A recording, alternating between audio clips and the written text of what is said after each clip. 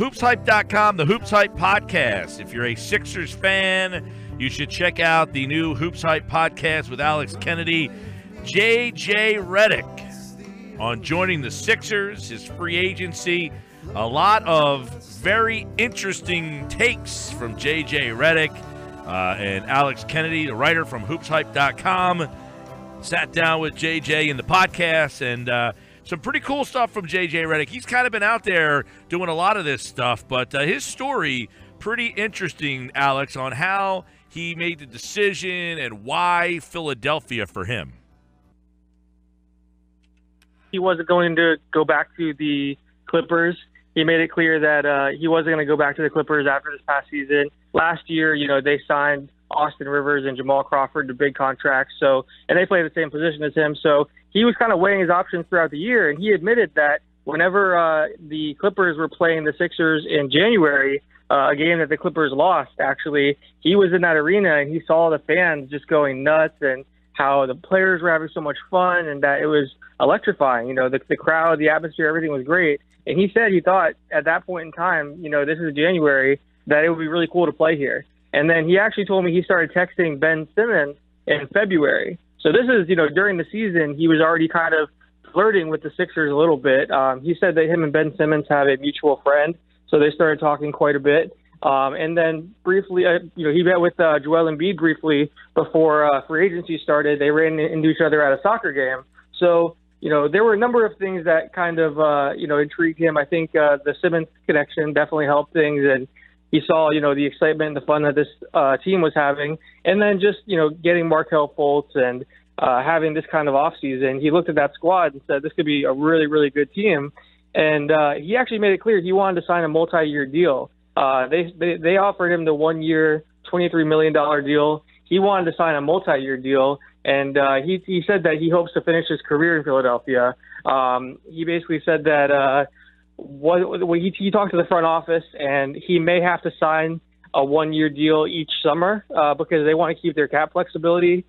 Basically, what they told him is that they feel like they could be in the mix for a superstar free agent eventually. If Simmons and Fultz and Embiid, if these guys end up, becoming star players and reaching their full potential, they want to keep that cap flexibility so that, if a big name star wants to come, then they have the room to sign him. So they were clear with JJ about that. JJ wanted to be there on a multi-year deal. They said a 1-year deal, but they're definitely open to bringing him back if everything goes well. And he said he could see himself playing, 4 or 5 more years and being with Philly for the rest of his career. So yeah. It was interesting kind of hearing how he got there and how he wants to stay. So essentially, he had the feeling that as long as he he understood the 1-year deal was helpful to them down the road, that hey, I'll do that for you guys, but he wants to stay here long term. He doesn't want to be a one and done. Correct. Yeah, he said that he wants to retire in Philly. He said things can change. Obviously that you never really know what's going to happen in the NBA. He admitted that he thought he was going to finish his career in Los Angeles, but then, over time things started changing a little bit. The team wasn't really making moves. They weren't really improving, and it was becoming clear that their championship window was closing. And he even said that, that he wasn't having fun in Los Angeles. And that was the big thing. All last season, the style of play wasn't really fun. It wasn't off the court, the guys weren't, clicking like they should have been. And then he saw a team like Philly, and he said that the 2 teams that he saw that seemed to have the most fun and seemed to be enjoying themselves as a group were the Warriors and the Sixers. So, that's really what I think attracted him to Philly. He wanted to have some fun again. Obviously, $23 million helps a lot as well. But, yeah, he does want to be there on a multi-year deal. And the 1-year deal was to help Philadelphia so they can maintain that cap flexibility. Because not only are they going to have to, re-sign their own players, but they do want to be players in free agency down the road. And JJ said, he thinks it's an attractive situation if this team does, reach their full potential. He thinks that free agents will be trying to come. Alex Kennedy, HoopsHype.com. He sat down with JJ Redick for the Hoops Hype podcast, and you tweeted out that if you listen to the podcast, you'll come away insanely excited for the season and future for Redick. What are some of the things that would make fans really excited that he said for this coming season? one of the things I think that was really interesting is that he feels like Brett Brown is one of the best coaches in the NBA. He did his homework whenever he started meeting with different teams, and he talked to a lot of people around the NBA before making this decision. And he said that a lot of the guys he talked to that either had played for Brett Brown when he was with San Antonio or had played with him in Philadelphia said that he's the best coach I've ever played for. So that was something that was interesting to me. He feels like because these last few years have been, about tanking and losing games, that Brett Brown hasn't gotten the credit he deserved. But he said Brett was a huge factor in why he wanted to come to Philly. He feels like Brett is a terrific coach. And, he looks at the lineup that they could have with Markelle Fultz, himself, Ben Simmons, Dario Saric, Joel Embiid. There's a lot of options there. You can move those pieces around. And he thinks that Coach Brown is the perfect guy to get the most out of all those players and be able to have a versatile lineup that, can play well on both ends of the floor. Obviously, you have Amir Johnson as well. So I think the praise for Brett Brown was really interesting. They've had a number of conversations, and he said that Brett just comes off as a real smart guy, just great basketball IQ, and he's played for some fantastic coaches. Remember, JJ has played for Coach K, Stan Van Gundy. He knows a good coach when he talks to one. So I think that was very interesting. And then he said that he's been talking with a lot of the young guys. Him and Ben Simmons obviously have gotten close since they've been talking since February. But the guys in the locker room are very receptive to JJ, and he basically wants to come in and show them how to thrive in the NBA, but also how to stay in the NBA. That was a big thing for him, longevity. The fact that, he came into the NBA and didn't really play a whole lot early on in his career with the Orlando Magic, but then worked really hard, became a two-way player, changed his game a whole lot, changed his diet, really, stopped partying, stopped doing all the things that, he was doing as a young kid at Duke that kind of upset some people and made him somewhat hated. So he's really preaching, settling down, making sure that your priorities are in focus and doing the right thing. So he's going to be a great locker room presence for these guys. And he said that so far everyone has been really welcoming and really receptive to his guidance and his advice. And I think the other thing that was really interesting is he said that the entire team is talking about this is a playoff team. We are going to make the playoffs. They were already confident that they could be a playoff team after making these additions in the offseason. But then after seeing so many players in the Eastern Conference move to the West, with Jimmy Butler going to Minnesota, Paul George going to Oklahoma City, you have all these, these teams that were playoff teams this past year. They're struggling now and they're moving off some of their star players. So this team, this Sixers team is talking about the playoffs like it's inevitable. That's the goal. And, when these guys talk, it's, okay, we're going to make the playoffs and then we'll see what we can do from there. So that is certainly a goal. And I think for, Sixers fans that have been going through these last few years with a lot of losses, the fact that they're talking that confidently and that is, a clear goal is something to be excited about. Alex Kennedy, hoopshype.com. I don't know if he said this to you or the vibe you get from him when he talks about free agents are going to want to come to Philly. Is that because of the team that is on the rise? Is it, I want to play with that Joel Embiid, or I want to play with Ben Simmons, a combination of things? Like, what sense do you get that free agents would want to play in Philadelphia? Well, he explained it that as the fact that they're going to play a really fun style of play.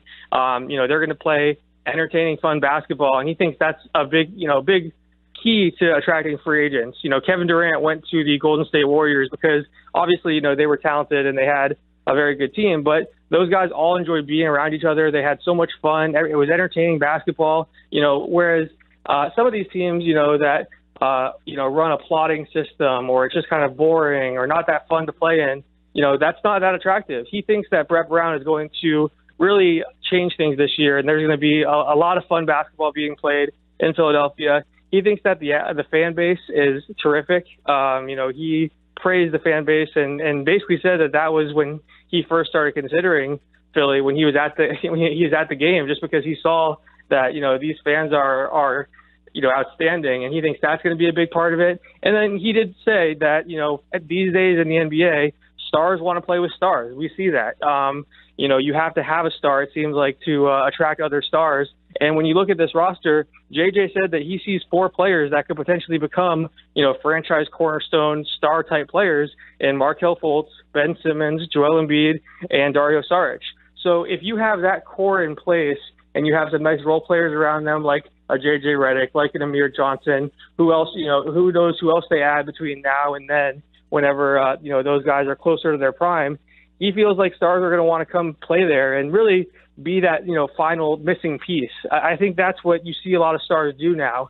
A guy like LeBron James, for example, he's not going to go to a team that is far away from contention. Paul George isn't going to go to a team that's far away from contending. They want to go to a team where, the pieces are in place and they can put them over the top. And I think JJ, even if he admitted that he may not be there when that time comes, it may take 3-4 years for these young players to turn into star players that attract a high-level free agent. But he's confident that it can happen because these guys have that much potential. And when you have 4 guys that could potentially turn into an all-star, even if you're 50-50, even if only 2 of those guys end up being stars, you're attractive to free agents. And I think that's why JJ is so confident. Just the combination of the fun style of play. Obviously, he loves Philly. He talked a lot about Philly being one of his favorite NBA cities. And then just the talent on the team makes him think that they're definitely going to be a destination.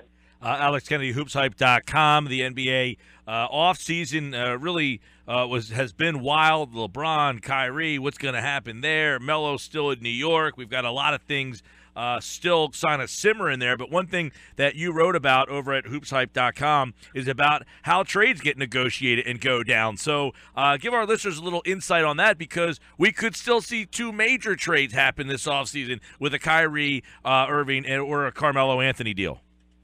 Yeah, this has been a crazy summer for trades. When you talk about Paul George or Jimmy Butler and Chris Paul, there's been so many stars moved. But yeah, we could see Carmelo Anthony, Kyrie Irving, we could see them traded. Basically, in the article, I tried to show how a trade happens, how these negotiations take place, how things get leaked to the media. I think, a lot of fans think, making a trade is very simple. One GM calls up another GM and then they figure out a deal. But basically in this piece, I broke down how many people are in the front office and how many people are involved in that decision-making process, because, you have analytics people, you have cat people, you have the coaching staff, which is sometimes involved. The general manager has, assistant general manager and people that are around them helping. There's a lot of people that, are involved in these deals.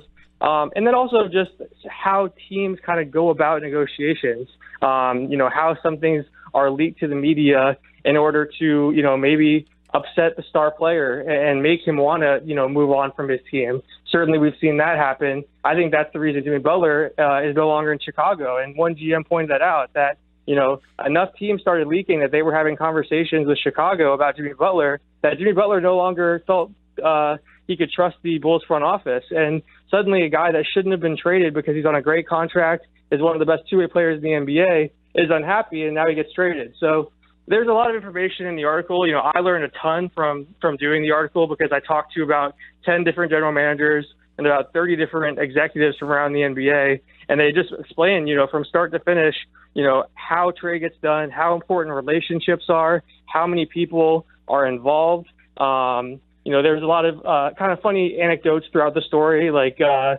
certain teams won't get a call because they're known to leak things to the media. Certain agents won't be involved because they do the same thing. So there's a lot of stuff in the article just about kind of the behind-the-scenes stuff that you don't usually see whenever, a trade talks are happening. I think we all know right now Cleveland's talking to a bunch of different teams, but to kind of get an idea of what they're going through right now and what other teams are going through as they try to pursue Kyrie Irving, the article kind of points out and explains some of the behind-the-scenes processes. It's worth the read. Check it out at Alex Kennedy NBA on Twitter, hoopshype.com, and go check out the JJ Redick podcast and take a listen to that. And I'm sure there's plenty more in that podcast that we didn't discuss. We'll leave that for the listeners to go take a listen to, as Alex Kennedy joined us here on the Sports Pass. Thanks, pal. Thanks a lot. Take care.